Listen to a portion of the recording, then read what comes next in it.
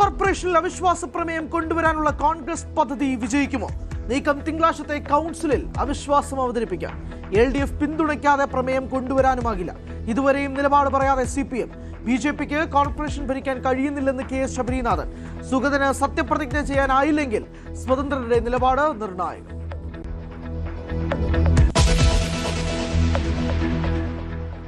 തിരുവനന്തപുരം കോർപ്പറേഷനെതിരെ ആരോഗ്യമന്ത്രി K മുരളീധരൻ. രാഷ്ട്രീയ തർക്കത്തിനിടയിൽ നഗരത്തിലെ മാലിന്യ നീക്കം തടസ്സപ്പെടുന്നു. പകർച്ചവ്യാധി പ്രതിരോധത്തിൽ കോർപ്പറേഷൻ പരാജയം. മഴ കടുത്താൽ ഡെങ്കിപ്പനി പിടിച്ചാൽ കിട്ടാത്ത അവസ്ഥയാകുമെന്നും ആരോഗ്യമന്ത്രിയുടെ മുന്നറിയിപ്പ്.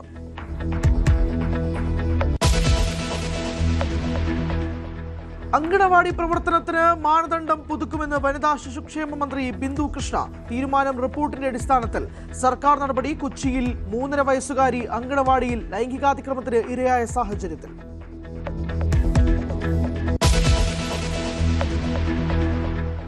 കുട്ടനാട് വിവാദത്തിൽ വിശദീകരണവുമായി മന്ത്രി PK കുഞ്ഞാലിക്കുട്ടി. മുഖ്യമന്ത്രി നടത്തിയത് നേരത്തെ തന്നോട് സംസാരിച്ചതിന്റെ തുടർച്ച. റജി ചെറിയാനോടല്ലെന്നും കുഞ്ഞാലിക്കുട്ടി.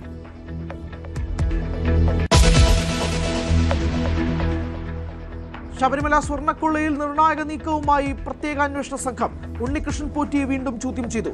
SITയുടെ നടപടി മറ്റന്നാൾ ഹൈക്കോടതിയിൽ അന്തിമ റിപ്പോർട്ട് നൽകാനിരിക്കെ ചോദിച്ചറിഞ്ഞത് പിണറായി സർക്കാരിന്റെ അവസാന കാലത്ത് സ്വർണ്ണപ്പാളികൾ കൊണ്ടുപോയതിലെ വിശദാംശങ്ങൾ. സ്വർണ്ണക്കൊള്ളയിൽ CBI അന്വേഷണം ആവശ്യപ്പെട്ട് BJP മുഖ്യമന്ത്രിക്ക് കത്ത് നൽകി.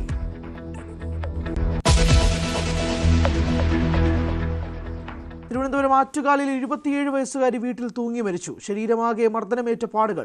വർക്കല സ്വദേശിനി ആരതിയുടെ മരണം ഭർതൃപീഡനം മൂലമെന്ന് കുടുംബം. തെളിവായി ആരതി വീട്ടുകാർക്ക് അയച്ച ചിത്രങ്ങൾ.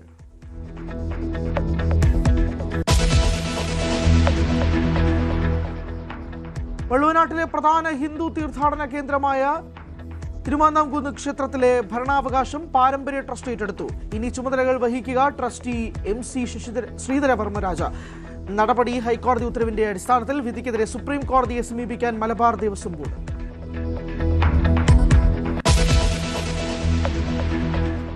പാലക്കാട്ടെ CPM നേതൃത്വത്തിന് PK ശശിയെ പേടിയാണോ എന്ന് DYFI. വിമർശനം ജില്ലാ സമ്മേളനത്തിൽ.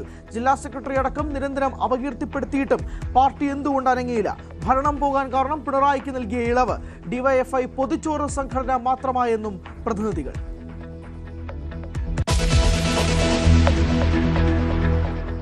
അൻസിബയ്ക്ക് തിരിച്ചടി. ടിനി ടോമിനെതിരായ പരാതിയിൽ കേസെടുക്കാനാവില്ലെന്ന് പോലീസ്. മറ്റൊരാൾ പറഞ്ഞത് കേട്ടെന്നത് നിലനിൽക്കാത്ത വാദം. വിശദീകരണം സഹിതം കൊച്ചി ACPക്ക് റിപ്പോർട്ട് നൽകി കടവന്ത്ര പോലീസ്.